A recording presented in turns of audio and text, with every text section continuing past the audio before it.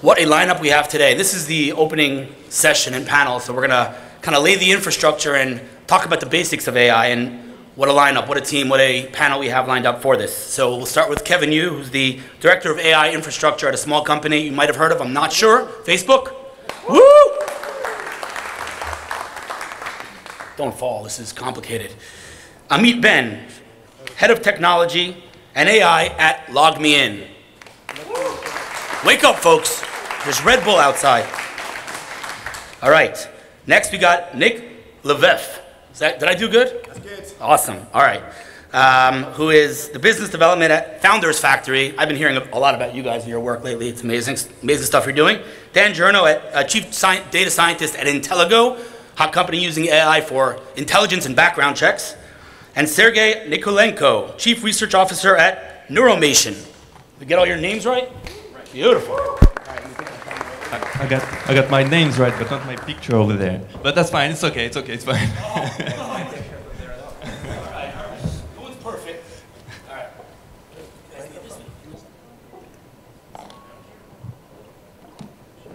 All right. All right. So we'll do a quick rundown, kind of a little overview about yourselves, and we talked about your titles, but your roles in the organization, what you do, and then we'll jump straight into AI and how it's kind of implemented in the organization. Let's start from the good-looking guy at the end. Hello, hello. My name is Sergey Nikolenko. I am the Chief Research Officer of Neuromation, which means that I am responsible for the research, and that's mainly AI research. So we do synthetic data in AI. We are developing a platform that should make developing AI even easier, and I guess we'll talk more about this later. Beautiful. Nice. Hi everyone, I'm Journo. I'm from Intelligo. Intelligo is instant and comprehensive background check on people and company. So we use AI basically in order to collect, analyze, and provide a very nice dashboard to our customer in order to have report very fast on people and company. You guys hear okay? Sounds okay? Beautiful. Hey, Rebecca. Right. All right, go. So yes, Nick from Founders Factory. So we're a corporate-backed accelerator and incubator. So we're building companies from scratch with 70 people in London, but we're also helping accelerate and grow startups from all over the world, including from here in Israel. So we have 7 corporate investors, each providing access to data and routes to market and expertise, and we match that with great founders who can start looking at how we can solve problems differently and quicker and really build companies that can grow and scale, and we combine those together to help hopefully solve big problems together. And so I look after the corporate partner relationship, so helping find those big unfair advantages in our corporate partners and helping connect those through to the startups and the entrepreneurs. And before that, I was working at IBM Watson, who are here today, I believe, helping basically work out how to scale AI in corporates. So. Shout out to IBM Watson. Hey everyone, Amit Ben, Head of AI for LogMeIn.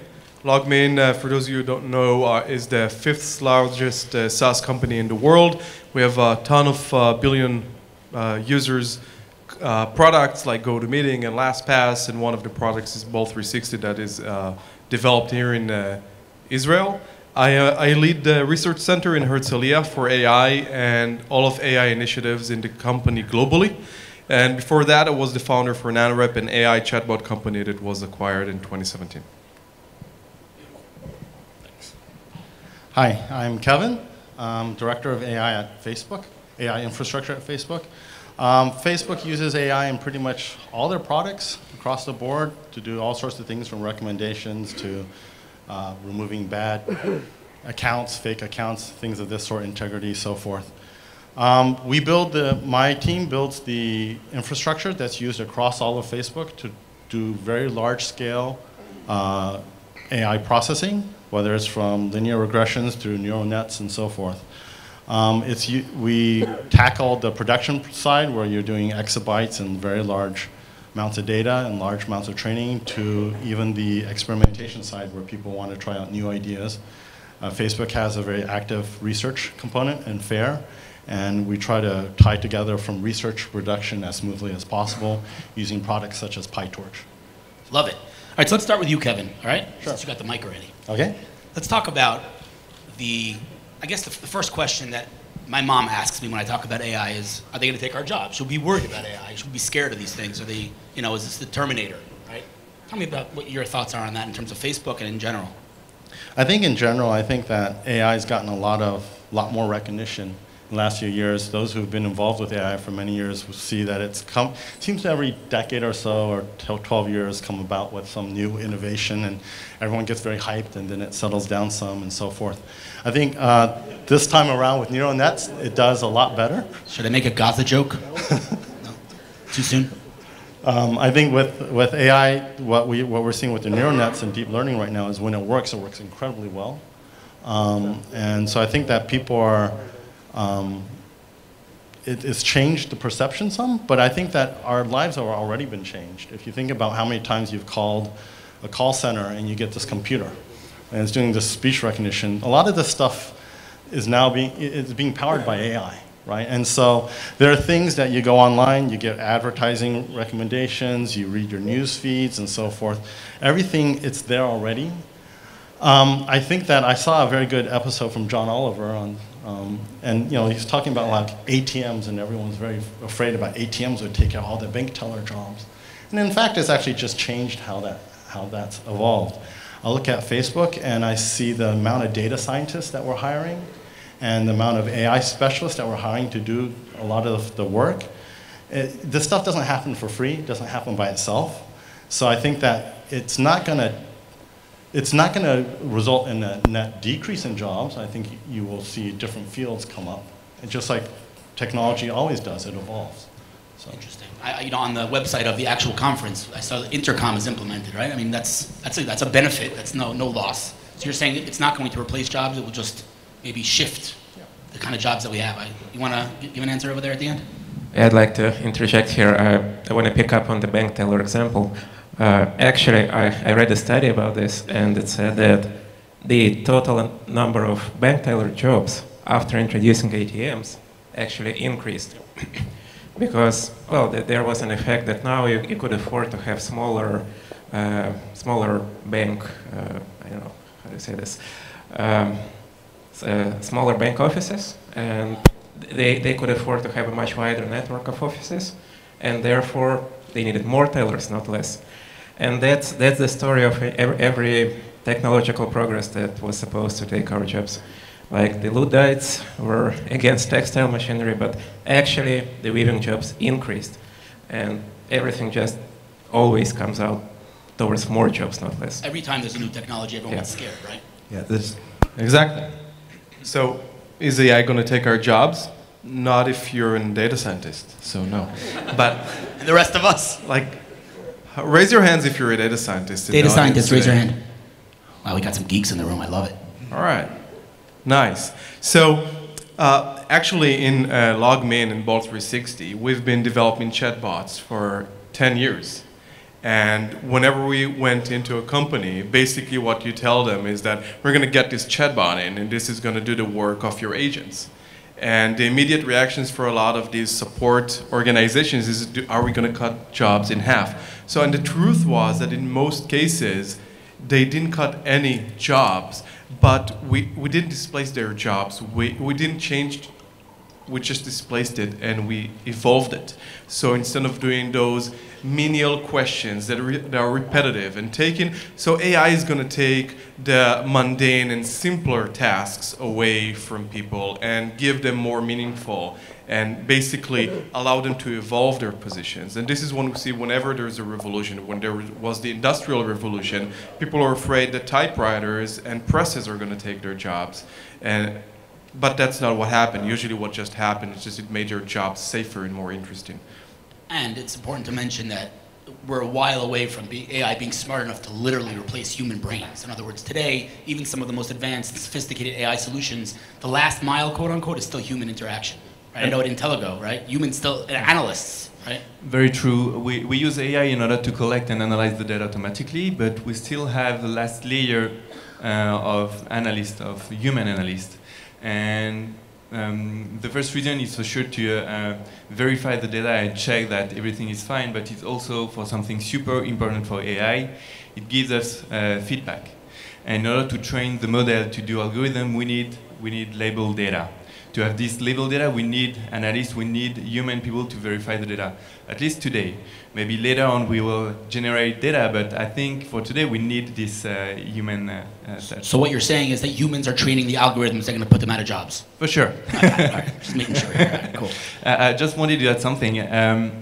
AI is a tool, it's not a goal itself. So we shouldn't be scared by AI. Like we shouldn't say AI is bad or AI is good. Is the use that we do of AI. Just a vehicle. Exactly. Got it. You wanted to add something? Just an advertising moment. Please come to my talk today at 12:35. I will talk about synthetic data and how you can take the people out of the loop sometimes. Hashtag shameless plug. Okay. Yeah. Just real quick, I think a lot of you here in startups are working with startups, and I think that one of the key questions that is always asked around why you're building this is how big the problem is.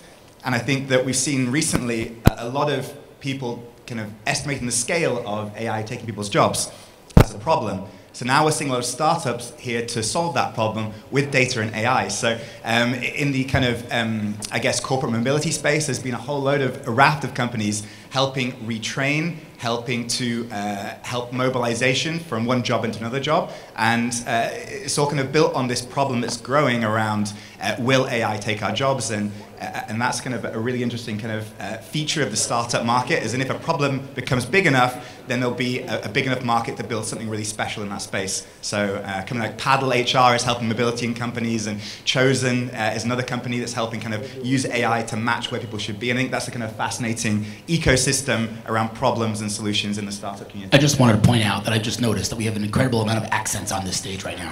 Think about it, we like accents from every continent. All right, so let's move on to the next question, because we could talk about this for hours, but sell me on AI. Tell me, what are the big benefits that you guys have experienced in your organization? Why implement AI? What are the benefits that you've seen to date, and what are you hoping to achieve with AI? Yeah, sorry. So Intelligo is using AI to do many things. As I said, to collect the data, to analyze the data. We can use AI for two things: either to reproduce what a human is doing, the input and the output of a human, or we can use AI in order to detect tacit knowledge. So stuff that a human cannot detect or cannot detect easily. And this is what we do at Intelligo. We use AI in order to detect this kind of relation between inside the data.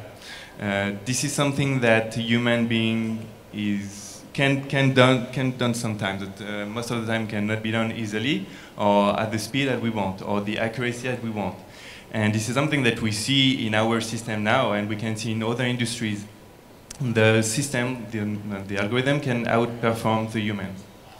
So this is something super important for us. This is why we use AI, because we want it to be fast and want it to be accurate. It's very interesting, because people talk about AI and human trust and things. You guys are using AI to increase trust between humans. That's Exactly. fascinating. Exactly. Yeah, we use AI in order to promote transparency and trust between people. So interesting. Well, for me, it's a very straightforward question. We are a core AI company, and our main product is a platform that should make developing AI easier. So without AI, we would not exist. We would have no business. So AI is your bread and butter. Yeah. Love it. LogMeIn. So I think it's not about selling AI. I think it's about what AI enables us to do. And what we're coming to see, and I think it's obvious to see, and you probably see it in your investments, and you see it in your business, and you have already been seeing it for years, that it's becoming almost impossible to create a differentiated product position and a product value without using AI. So if you just use what I came to start calling pure traditional software engineering, it's just becoming impossible to generate enough value today. And it's becoming impossible to differentiate, because everything that could have been done with traditional software engineering was done. And if you build a company and you just create something with software, it's relatively easy to replicate today. Software development is so accessible nowadays. So for businesses, if you want to innovate and differentiate, AI is basically your wild card. So when AI becomes overpopulated and saturated, what's next? I'm just kidding. So actually, I'm going to key off of that point. There's actually something that I personally have seen happen at Facebook and across the tech industry is as AI becomes more and more popular, it almost becomes like an arms escalation. Like how much compute can you throw at something, how much data can you throw at something, and it becomes, it really is an arms race, right? So I think we do have to actually think a little bit about how we're using AI, and I think that it's a critical piece, but just throwing resources at this stuff without thinking about what you're trying to do, to your point, it's I think maybe it's your point, but to the point is it's a tool by which you implement for a business use, right? And I think that AI is here to stay. There's not a single company out there that, as you put it, can't do software engineering, but it's that combination of software and data that makes it critical. I think like for our use case, back to your question about how to sell you on AI, would be if you look at just Facebook is, I think, 3 billion, 2-point-something billion users, something like that. And if you look at every day, we remove millions of fake accounts. If I were to try to staff that with people, they probably wouldn't do even as good of a job as the AI does. And then if you look at your news feeds, someone posts in English, it automatically translates it into other languages. Videos, if you turn off the sound, suddenly you start seeing it subtitled. These are all things that are done automatically. If you look at the number of posts that happen per day in this type of media, that's not possible to do by hand. So it's a tool by which you can do a very large scale changes. So, by the way, I appreciate that. We didn't coordinate this, but that is a perfect segue to my next question, literally, which is we talked about the benefits, the challenges, and I'm going to say something now that you probably can't comment on because of comms, but I read last week an article about the New Zealand video, right, that was streamed live, and how Facebook removed it in seconds. And like 200 people watched it live. But the sheer scale of Facebook, right, by the time they removed all the videos, hundreds of millions of people, which is 0.00001% of the users on Facebook, so now your scale is working against you. And so the question is, and again, I know you can't comment on that specific thing, but when it comes to challenges of AI, what are the main challenges that you find?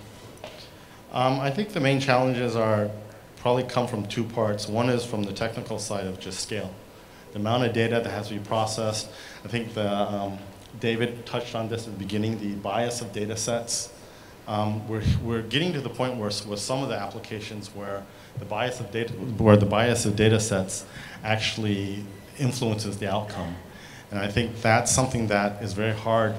I think I was talking to one of the panel members here is like, just something simple like translation models for, say, Chinese or English. You think, okay, maybe American English, and you train something for China. And then you try to use those models in Singapore, and it doesn't work so well. But then you don't have quite the same data in Singapore to train these models, so then nor do you want to be throwing all the resources to be training for every small version of dialect that exists. So these are some of the challenges that happen when you hit large scale use and you want to get universal. You can tackle large segments easily, but to get really universal, these tail problems become challenging. And when I look at the use cases inside Facebook, the amount of data that needs to be used and the amount of resources that needs to be to move the data close to the compute, it's an extremely unprecedented, very hard problem. It's never been a scale like this in our history, the scale of Facebook. Amount of data that you guys... There's a few companies out there that are of that scale. Yeah. There's another one that's close by to where you happen to work in the past. In the past. Yeah. Okay. Big G. I'd say that there are two types of problems. First is technical. So, for example, inference or a transference of learning from one model to another. For example, translating in one language does not help us to translate in another. There are a lot of technical difficulties, and basically it comes down to the fact that we need to create and train models that are specific to specific tasks. And it's going to take some time until AI is going to be able to generalize well enough, so it's going to be easier to deploy and build businesses and products based on. So not only huge companies can do it, because it's still very difficult to do, and you need to have mastery of these skills in order to get it done. And The other problem or the other challenge, the type of challenge that AI has is it's business-wise. So it's how do we build business around it? How do we create methodologies for research? And I'll talk more about this later in my keynote. But the difficulty is that we have a lot of methodologies for development. We have lifecycle management for development, but we don't have it for research yet. So how do you build a research team? How do you create goals? How do you measure it? How do you manage a research project with predictability and get a result at the end? This is still something that we don't know how to replicate. Sounds to me like scale is our biggest advantage and our biggest disadvantage. That's what I'm hearing. Yeah. I'm going to kind of take it to the kind of the corporate and startup innovation piece. I think that's where my experience lies. But I think there's a really interesting piece with a lot of kind of incumbent corporates looking at the Facebooks and the Amazons and the Googles and saying these might be coming to kind of take our dinner. So how do we look to AI and our massive data sets to innovate in that space as well? And I think that's fascinating, and there are digital teams kind of doing incremental changes and adding AI and research into those kind of areas to improve products and improve experiences. And then there are the ventures arms looking to buy or to invest in companies in Series A, Series B as they've got some traction. But it's that kind of piece in between around the research of how do you actually scale new initiatives that maybe are revolutionary or maybe new business lines and so on. And that's very difficult. And it's not just because data's not yet fully in the cloud or the organization's not fully built around data. It's a tough thing to scale big data projects across business units that aren't traditionally used to working with each other. That's really hard, and you can't just put data in the cloud and have that happen. So maybe doing innovation outside is interesting. And the other thing is actually hiring the top talent. You're competing in a really tough market, and I think everyone here is probably competing with other people on the stage for hiring the best talent. We spoke about this before. But fighting, guys, no fighting over talent here. Everyone's fighting over talent. But how do you attract those top entrepreneurs to solve this problem for you? And that can be very difficult as well. So I think there's interesting model dynamics at play here, and they're all solvable, but it's an interesting thing to kind of work through as well. Yeah, I wanted to add something. I agree with everything that everybody said here. Going back on the technical side, I see one risk that's slowly coming into the AI side, and we discussed it earlier backstage. Because of the progress, of the huge progress of the technology, of the hardware and software, all the papers, all the new algorithms that academics are providing, there is the risk that people working in AI are turning off the brain and rely too much on the technology, on what already exists, on the hardware, and try to just achieve best result by providing a lot more resources. And this is a big risk, because the first step in AI should really be the knowledge of the data and the work on the data, and not just provide as much sample that we have in as many computers and as many servers as we can. I think this is a big risk in the AI industry, that the brains are turning off. Okay, well, first of all, of course, I agree with everything that my colleagues have said here. But then, on the technical side, there will always be some kind of problems. That's like the definition of cutting-edge research. You are solving problems that nobody has solved before. What I would like to point out is there is another danger which has been realized already 2 times in history, and that's the danger of overhyping AI. And if you look at the history of AI, it's been going in waves, right? And there were 2 big waves of AI hype that were followed by 2 AI winters, where people got disillusioned with AI. And why was that? Precisely because the researchers and the startuppers and the people who were trying to invent new things, they overpromised and then they underdelivered. So like the first wave of hype was in the late 1950s. And if you probably know, when the first perceptron was built, the first perceptron machine, which is like the simplest neural network imaginable, the New York Times ran a story about how in 2 or 3 years, maybe, these machines will be able to talk, walk, and reproduce themselves on the assembly line, right? And that was New York Times, and that was like a an interview with Frank Rosenblatt, who did the machine. So what I'm trying to say is we've lived through 2 waves of hype that were followed by AI winters. Let's be more careful in the future. Let's not try to overpromise. I feel like 3D technology was one of those overhyped and just like, just crashed, right? People say VR is kind of that now. I don't know. I haven't formed my opinion yet. It's too early, but we'll see. All right, so a couple more minutes. Just, I guess, let's focus on the next question and let's try to get snappy answers here. 30 seconds. AI is now kind of a buzzword, right? Everyone and their mother is doing AI, right? Is AI actually suitable and compatible with every technology company? Do you think every tech company should be implementing AI? If yes, why? Explain. If no, explain. Well, in a technical meaning of the word, sure. I mean, any company, not just any tech company, any company has a Facebook page, which means that they are using the Facebook AI to promote their products. And of course, we are all using AI every day of our lives. Right. All right, next.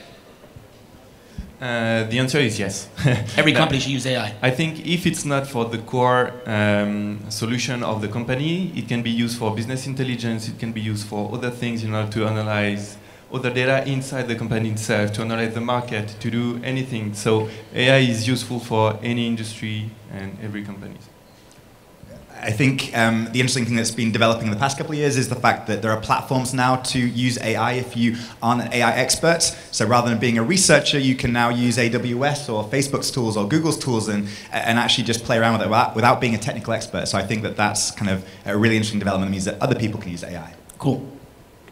So, I mean, probably every person in this room is using AI. And we'll use AI today multiple times when you see ads, when you look at your feed, and when you use Facebook. So it's not about should every company use AI. They'll probably use it in some product that they use to manage their HR, their marketing, or their assembly line. But probably not every company should research AI. Like not every company should build their own devices and they can just use existing things. Got it. Don't really have much else to add. They've all said it already. I think if you have data and there's data that any information pull out of the data, yeah, all right, you should use it. Cool. Love it. Snappy answers. One more. What are some things, let's say 2 things per person that you've learned using and implementing AI in your organization over the years that you didn't know, by the way, good or bad, something that you maybe could teach us, teach me about AI and just lessons that you've learned kind of working in the space over the last couple of years. Putting you on the spot now, guys. Something you learned about AI in the last couple of years. One or two things. You could choose. Okay. First off, the label of AI today includes a lot of stuff that was not neural nets, linear regression, binary decision trees, all sorts of things that existed before in modeling.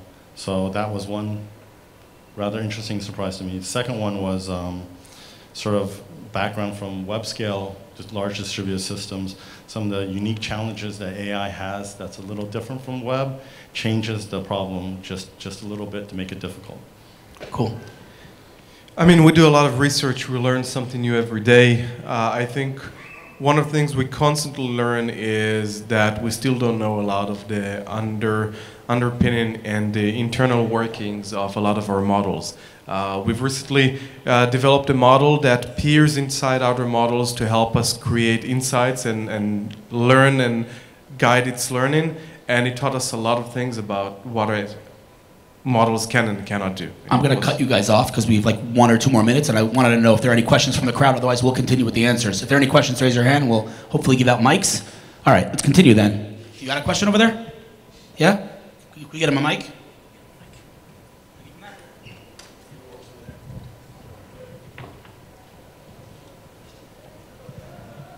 Hello.